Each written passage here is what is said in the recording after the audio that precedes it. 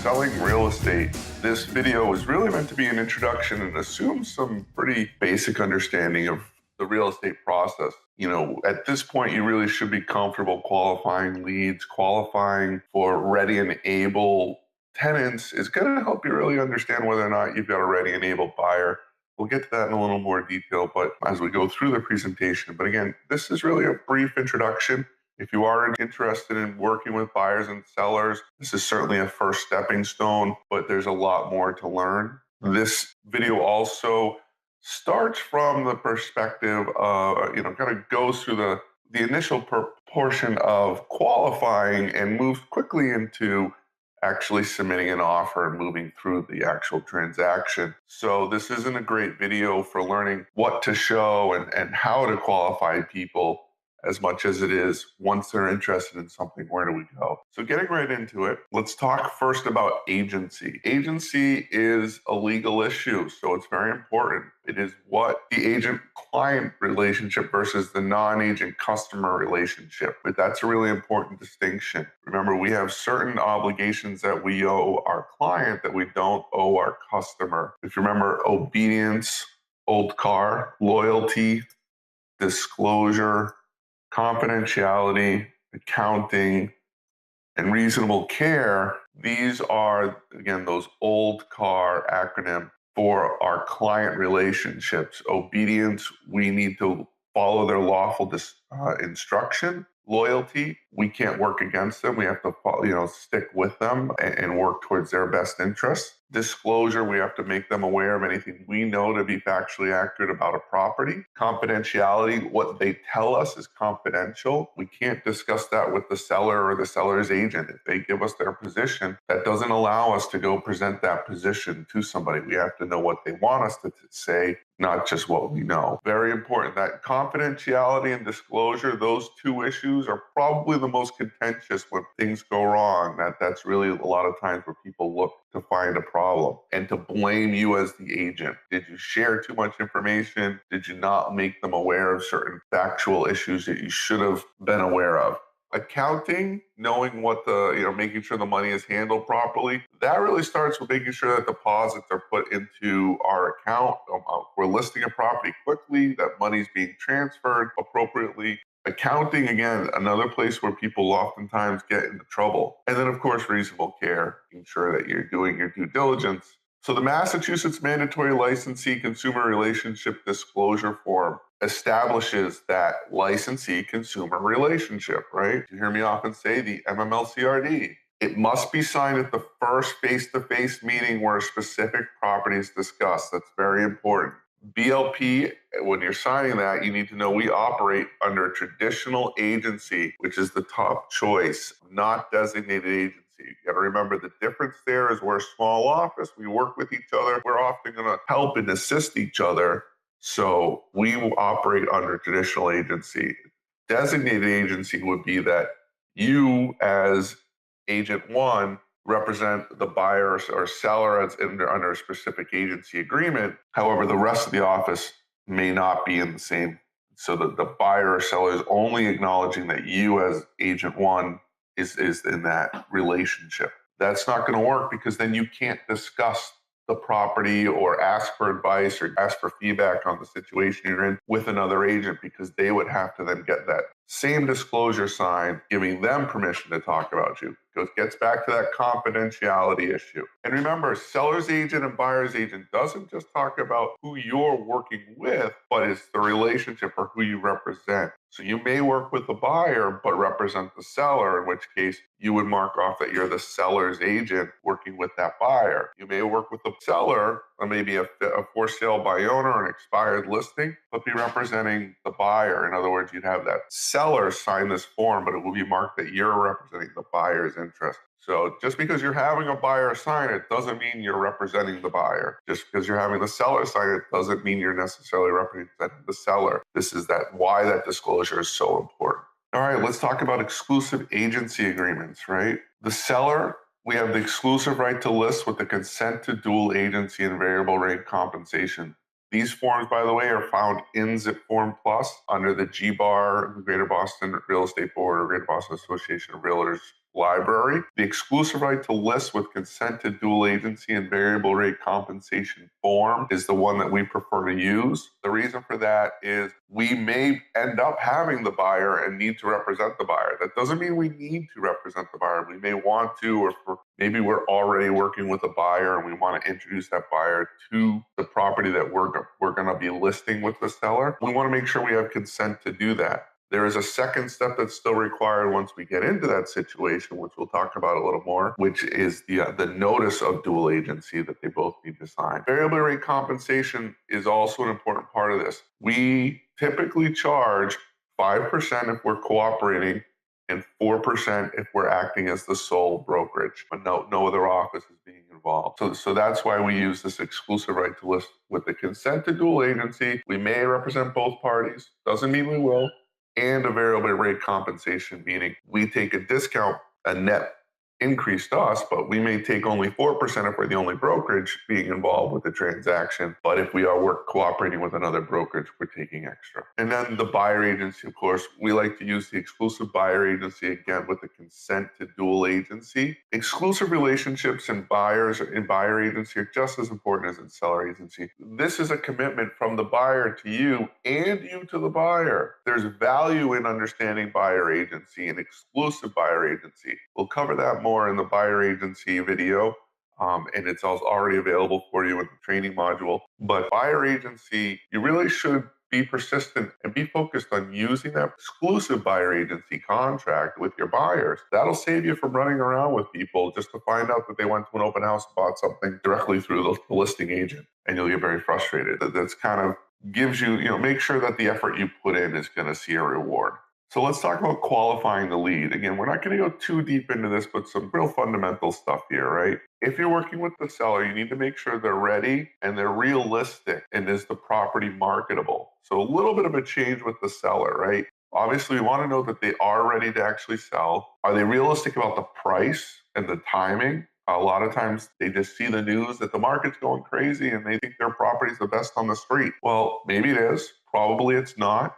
So you need to get in there and make sure that they're realistic about their pricing. Pricing strategies are something that are covered elsewhere. There's so much to learn on that, but we'll touch upon it here briefly. Again, in the listing or the seller agent training video, we'll get a little bit more into that, but you really need to become comfortable coming up with strong market valuations or comparable market analysis. Do they have a place to go to? In other words, are they under a time constraint? That's really important to know. Are they relocating? Have they bought another place? Remember, and this isn't always obvious to the seller, so some may laugh, but just because the place is sold, sometimes people don't think they have to be out right away. They may feel like, oh, don't I have a week or two to move after the closing date? No, when that property sells, you got to be out of there unless there's some other agreement in place. But that's something you always need to make sure. You know that they have a place to go. They have a time frame. Another place that can get you into a lot of trouble really seems fundamental, but you'd be amazed how quickly people gloss over this one. Are they the legal owner? Is the person you're talking to the one who has the right to sell? If they're not the person who has the right to sell, the person who has the right to sell needs to be in that conversation, right? So how do you find out if they're the legal owner? Check public records and MLS. If that's not definitive, you may need to consult an attorney, but you need to know that they have the legal owner and have the right to sell. It's also very important that we know what the payoff amount of the current mortgage is, right?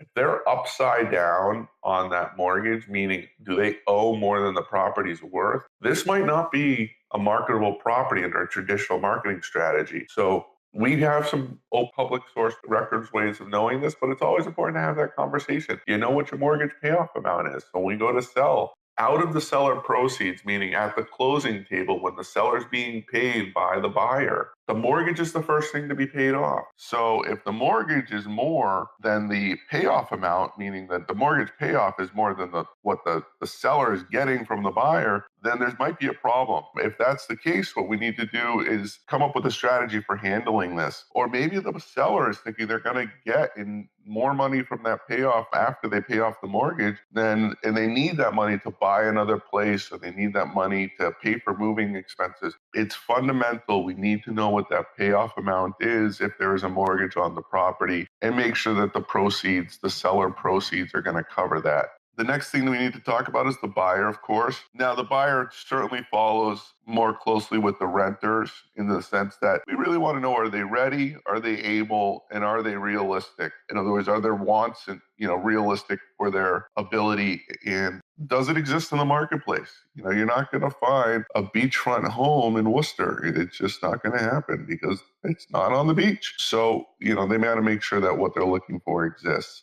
Pre-qualified. If they're getting a mortgage, and this is one of those first things you need to be talking with people about. If they're getting a mortgage, they need to be at the very least pre-qualified. Before you even start showing them properties, there's no point in looking at places they can't afford because that'll start setting unrealistic expectations. What we always want to do is have a few mortgage brokers, and we in the office has some available for you if you're not sure, and introduce those people to those mortgage brokers and get them pre-qualified as a first step. If they just want to see places and don't want to get pre-qualified and are not a cash buyer, then you may need to really consider whether or not it's worth going out the door with them. If they're an international buyer, they need to be a cash buyer, at least for their first property. If they are getting a mortgage and they're an international buyer, they're typically a more sophisticated buyer. This probably isn't going to be their first transaction. So if that's the case, you surely want to know what their history is. But cash buyers are going to need to show proof of funds. I found more and more, especially with newer agents representing properties, they don't know to ask for cash buyers to show proof of funds. You definitely want to have it because the more seasoned agents, that'll be fundamental in their offer review.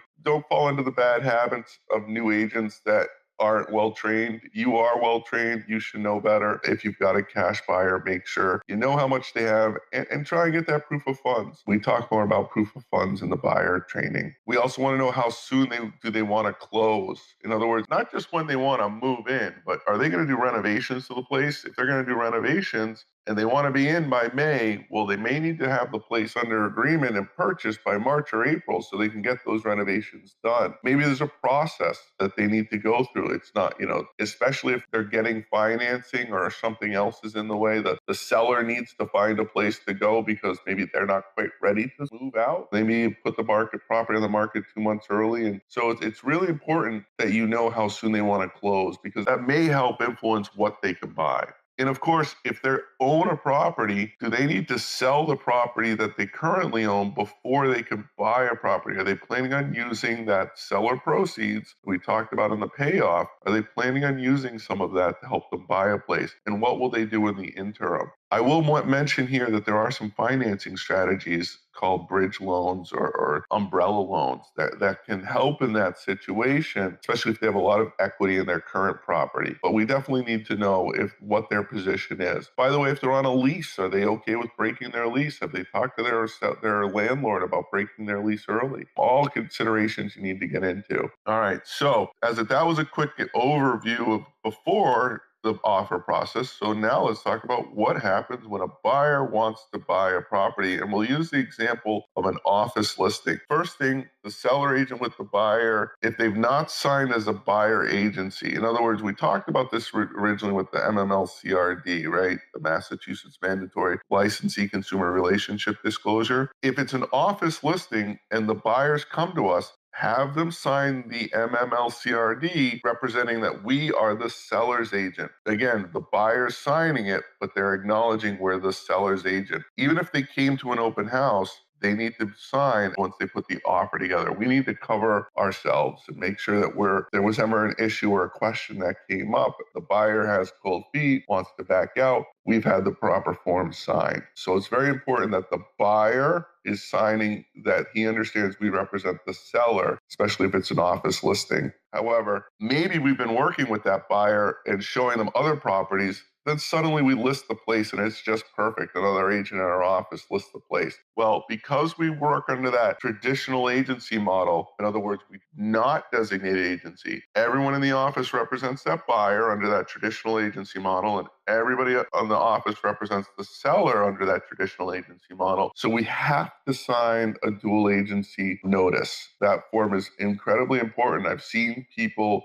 get fined for not using it when the buyer gets disgruntled or the seller gets disgruntled. It's a linchpin that they can pull on. It's the first place they look for. Did the proper documentation get signed? So even though we're having people sign those, if we remember from what we talked about previously, even though we're having them sign the right or the consent to dual agency, we still need to have them sign what's called a notice of dual agency, that we are now in that relationship. Fundamentally, our position changes a little bit, right? So it's important to understand what the difference is between dual agency versus buyer and seller agency are. And that's what we're talking about. That amendment to agency agreements must be signed by both the buyer and the seller. And remember, you need to do it before you show the property. You can't do it right when they decide they want to make an offer. So what does that look like? If I'm the buyer, if I'm representing the buyer, I've been working with the buyer, I see that someone in the office has listed a property that I want to bring my buyer to. Before I go, I say, hey, we've got a listing that just came on, I think you'll love. Let me have you sign this notice of dual agency because we are the listing office.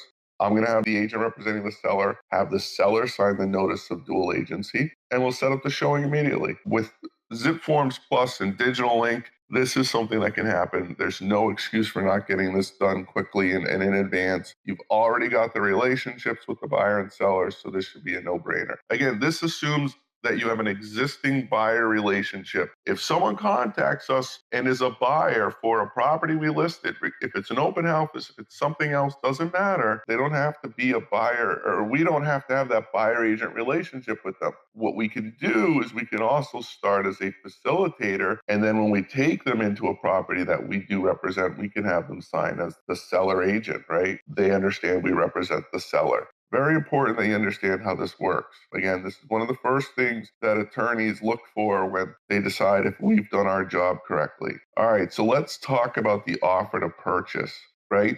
The offer to purchase is where you're going to represent the property, the address, the description of the property, the appliances. Typically, we use like all appliances offered therein. We're going to put the offer price. We're going to put the how much money is being due with the initial offer. We call that the earnest money deposit. How much money is being offered to be paid at the purchase and sale. That's called the escrow funds. And how much is being brought to the closing table. Keep in mind that there can be additional peer points of payment, especially in delayed closings. Let's say you have a 6-month or 12-month program and closing program. A property needs permitting. A property is being constructed. There, new construction. It is possible there could be other times when money's due, but those are the 3 most common. So you should, by and large, there are very few transactions where there's ever been more than those 3 payments: that earnest money deposit with the offer, the escrow payment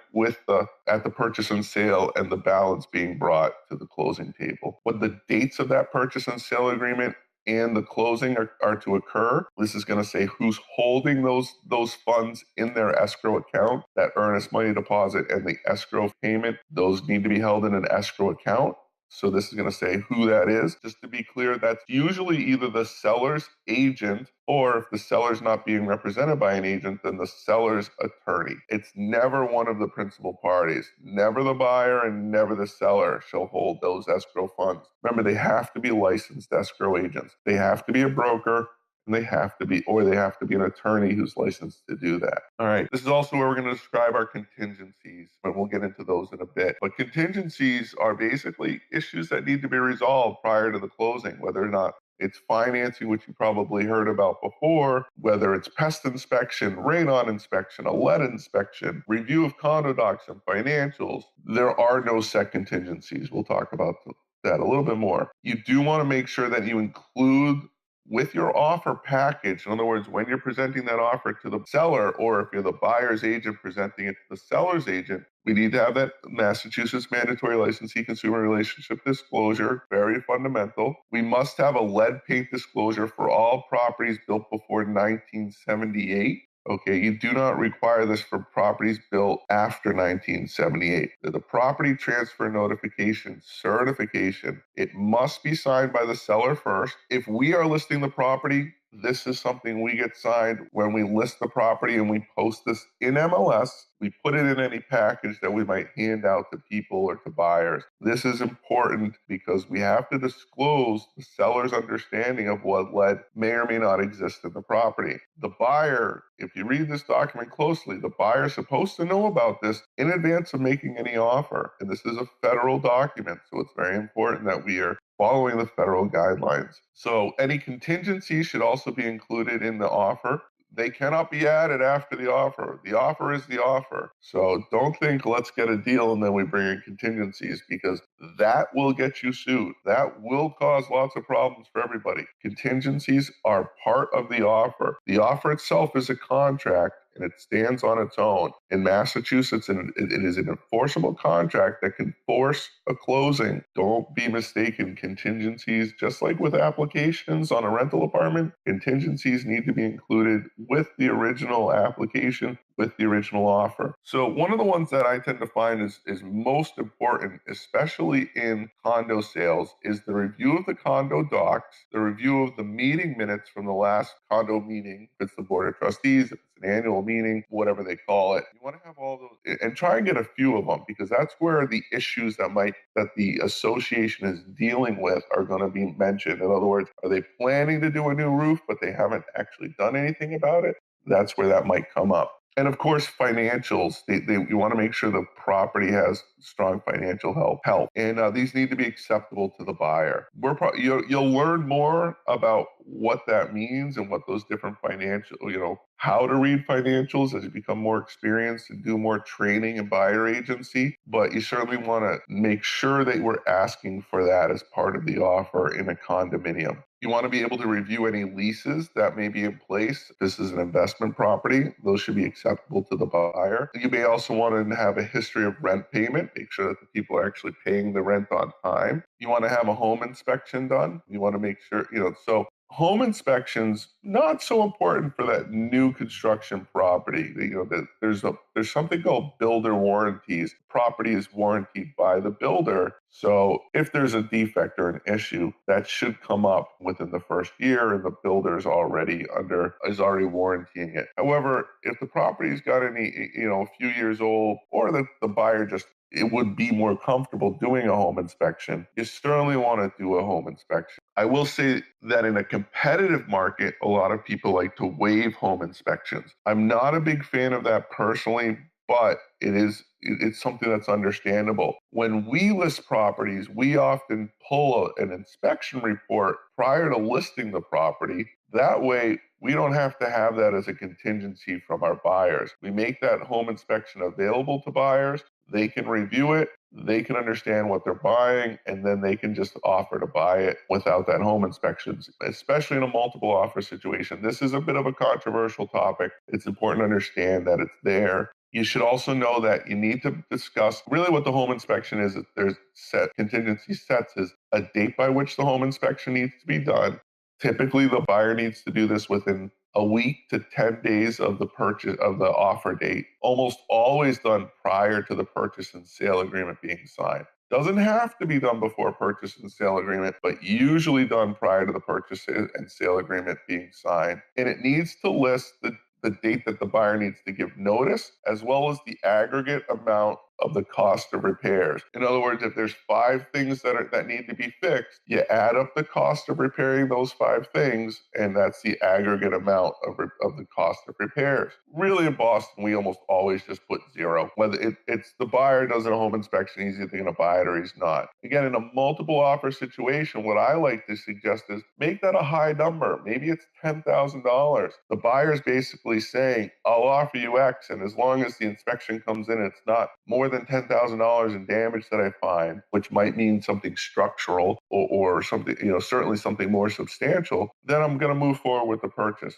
However, on the opposite side, it may make more sense to just put that $10,000 into the purchase price and have $0 as the home inspection aggregate cost of repairs. What's really important is that you're having these conversations and understand the different options. There's no one way to write an offer, and there's no one way to present it. So becoming creative in how you represent while still maintaining or protecting the buyers is important. If you're the seller, you're not protecting the buyer, you're interpreting what the seller's giving you. So you'll learn over time how to do that. Of course, we talked about the due date and the notice date. All right, proof of funds or a pre-qualification or pre-approval from a bank. If your buyer or the buyer is getting a mortgage, you better make sure they're pre-qualified at the very least. And don't just trust the letter you're getting if you're the listing agent. Call the bank, verify that the pre-qualification is based on some sort of merit. There is absolutely no reason you cannot call that mortgage broker that's listed on that pre-qualification or pre-approval letter and ask them if they wrote it and if they're committed to the loan, what those hurdles might be. Now, they are limited in what they can tell you, but as this listing agent representing the seller, you have all the right in the world to test and protect your, in fact, I'd say you have an obligation to protect your seller. So the more you can find out and verify, you may find that pre-qualification is very strong. You may find it's not as strong as you think it is. Of course, part of the mortgage application is the amount of the mortgage to be borrowed. So that's the amount of money to be borrowed, the date of the application of the mortgage. Typically, this is 2 to 3 days after the purchase and sale is signed. And this is the date the mortgage application has to be completed and to the lender. If it's later than that, the buyer might be out of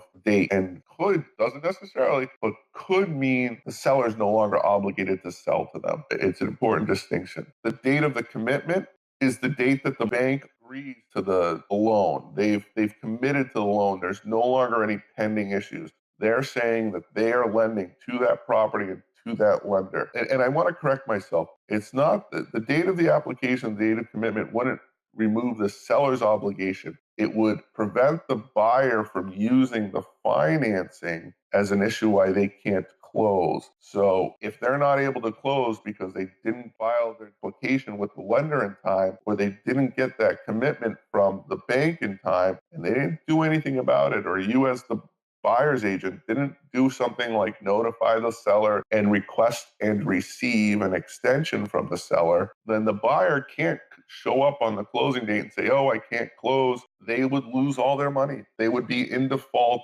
of the mortgage, or they may lose all their money. There's never any black and white in this business. So just because we think we understand it one way, there might be another interpretation. You have to be careful. Language matters, which is why I'm correcting myself here. Let's talk about some other contingencies that can come up. Mortgage is obviously the first one. If you notice on the right, I'm going to switch back up for a second. We first used a 3-part offer to purchase contingency addendum. That's like a simplified form that only covers a mortgage contingency, an inspection contingency, and a pest inspection contingency. There is also a 5-part version of this, which covers mortgage, covers inspection, adds in radon, covers pest inspection, and adds back in the lead paint contingency addendum. Remember, lead paint, we signed a form when we were representing the seller. When the buyer read through that, they would have had an opportunity to waive any inspection. However, they would also have the option to have an inspection done. This is a second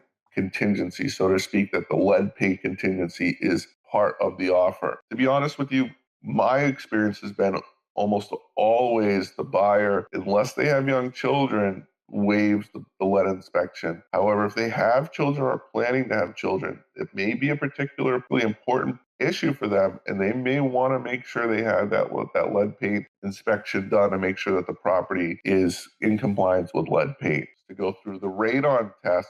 Radon is the gas that's created, or radiation that's created when bedrock decays. In the city of Boston, because we're mostly on landfill, we don't have much of an issue. Outside the city of Boston, there actually is a lot of radon. So it's an important issue. If you have a basement apartment, you certainly want to have a basement property. You want to make sure it's being tested, but it's something to be looked at. Honestly, I have not used this more than maybe once or twice. We have some radon test kits. We do charge the buyer for them if they want to have that done, but we have them. It's pretty easy to facilitate. You have to leave it at the property for a few days. You pick it up, you send it into a lab. A couple days later, you get an email with the results. The lead paint inspection we just talked about. And remember, there are no set or standard contingencies. Again, people love to use words like standard or set. We have recommended contingencies we've talked about that if it's a condo, the condo docs, financials, and meeting minutes certainly is important. If it's an investor, you want to know what the leases look like. But there are no set or standard contingencies, and the buyer may come up with other contingencies. It's important to understand them. It's important to be able to explain them. If you're the listing agent, you want to be able to interpret them and advise your buyer. So contingencies, now this more than anything but price is usually where people are looking to find issues or where they have potential problems that come up. Remember to calendar all those dates as well, because the dates matter. I talked about that already. So let's get to the purchase and sale. We've cleared out most of those contingencies. Some will survive the purchase and sale, most don't. The purchase and sale agreement and the escrow deposit. The seller's attorney will usually draft the initial purchase and sale agreement. They take the title, they pull together the basic form of the purchase and sale agreement, set it into a form that is acceptable to the seller, and then they present it to the buyer's attorney. The buyer's attorney then reviews it, discusses with the buyer, typically adds on an amendment that protects the buyer's interest. And between the two attorneys, they come to an agreement almost always, although sometimes they love to get in the way and they have an issue, but they almost always come to an agreement, and we have a purchase and sale agreement to sign. The purchase and sale agreement is signed by the buyer first, and then the purchase and sale agreement and the escrow deposit is transferred to the seller's agent, and the seller's agent has the seller sign. So if you're the seller's agent, make sure you have that escrow deposit check when you have the seller sign. Don't have the seller sign and then not have the escrow deposit check. And this is what the form typically looks like. This is the boilerplate form. It's not the only form. Some people like to use their own, but gives you an idea. All right, getting ready to close. So we've signed the purchase and sale agreement. Now we need to make sure that the mortgage application and mortgage commitment dates have been met. If they haven't been met, were there extensions put in place to allow the buyer to get those done while still preserving the contingency? Seller's agent needs, and this is important, this can sneak up on people. The seller's agent needs to get what's called a smoke inspection done. Really, this is testing the fire alarms to make sure they're operable and in the right locations. These are done through the local municipality. So if you're in the city of Boston Fire Department will do it, Cambridge Fire Department, and so on. And they do typically take about 2 weeks, or as much as 2 weeks to schedule and have completed. The smoke inspection itself is valid for 60 to 90 days, depending on the municipality. So if you have a property that you know that's going to sell fast, you may want to just get this done in advance. At the very least, if you've signed the purchase and sale agreement, there's nothing to stop you from getting this done as soon as the purchase and sale agreement's signed, unless, of course, that closing date is more than 60 to 90 days out. There's also a form called HOA 6D. The 6D, as we refer to it, is basically a statement from the association. If it's a condominium, these are only used in condominiums and cooperatives. And what it says is that the seller has paid all of their common area fees, or if there's an open balance, has not, and what those fees might be. If they have not, we call that a dirty 6D. A dirty 6D can be resolved at the closing table, but it's important to understand that 6Ds typically are only valid through the end of the month. Some HOAs are even more restrictive, and they only put it through the end of the few days, a very short period of time. So you definitely want to get that looked at, and you want to have that conversation with the HOA and make sure you understand how long it's going to be valid for and what the status of it is. But again, something you need to have a conversation with the HOA about in advance. Don't wait till the last minute. A good time to talk about the 6D, by the way, and the preparation and the form of the 6D with the HOA is when you're getting those condo docs, meeting minutes, and financials together. And then Title V, which refers to basically a septic system representation. I bring this up having never done one. It's something that's used where public water and sewer is not placed and the property is on a septic system. Being in Boston, we've never been in that situation with a property that we've sold. I'm sure it'll come up at some point, but a Title V is what it's called, and that's something that the seller is responsible for pulling together. I didn't include it, but some other things that are important to get if you're, before the closing, you're representing like a single family house or a multi-family property where the whole property is being transferred. Our water and sewer final readings, if there's oil in the tank, what the oil tank reading is, if there's a gas, what the gas meter reading is. So those final readings, you can't, as the listing agent, go out and just pull the reading. You have to go have someone do that for you. Either the municipality, if it's a water and sewer issue, the gas company, if you have an oil company, whoever's doing the oil. And the reason for that is the seller is going to be charged up till the date of that meter reading, if it's a meter. And if it's an oil tank or a propane tank or something that's left on site, they're going to be reimbursed for the fuel that they're leaving behind. So those are part of the settlement statement. They typically need to be done about a week in advance so that we can get, of the closing date, so that they're as accurate as possible. The reason it's a week in advance is because under the TILA-RISPA disclosure, you have to give the buyer, especially if they're getting financing, at least 3 days to review the closing docs and the settlement statement. So that settlement statement has to be prepared about 3 days before the closing. And of course, you want to give the attorneys a couple days to turn that around. So we typically suggest at least a week, or right about a week in advance of the closing date, get those final meter reads and in place. All right, getting ready to close. Any other contingencies that are due should be properly accounted for. This is your responsibility as the agent. What I mean by that is you can't necessarily make people do it, but you better be on top of it. It's one thing for you to be telling people, hey, don't forget to get this done, and them not to do it. It'll happen. It's frustrating, but it's part of the business. However, if you're persistent and you're making sure people are aware of these issues, and not on the day they're due, but a few days before they're due, so that the buyer, the seller can act accordingly, then you're going to be proving your value. This is about being a professional. This is about being a resource to your buyers and sellers. Another thing, outside the contingencies, it's typical to do a walkthrough with the buyer prior to the closing. It's just a quick cursory review. Make sure that the buyer's moved out. If it's the day of the closing, sometimes these buyer walkthroughs happen the day of the closing. Sometimes it's the day before the closing. But really, the seller should be out by that point. Have they caused any substantial damage that you may not have noticed? Have they previously or wasn't accounted for previously? Did they maybe, if anyone has seen, there was a movie back in the 80s where I think it was called Moving with Richard Pryor, where the seller took all the appliances. Maybe the appliances were included, but for some reason the seller took it. Or maybe that fancy chandelier in the dining room that was supposed to be included in the sale was gone. These are things that you need to kind of be aware of. It's not too usually very contentious,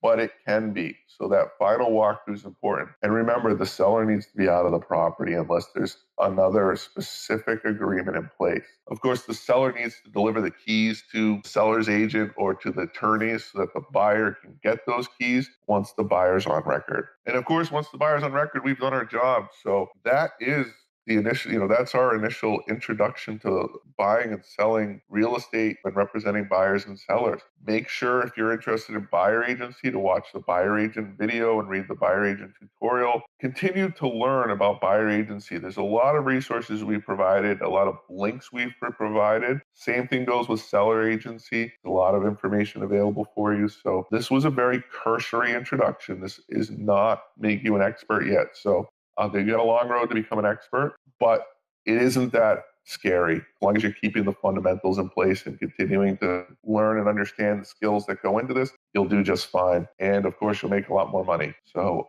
I wish you the best of luck and hope to help you close many transactions in the future.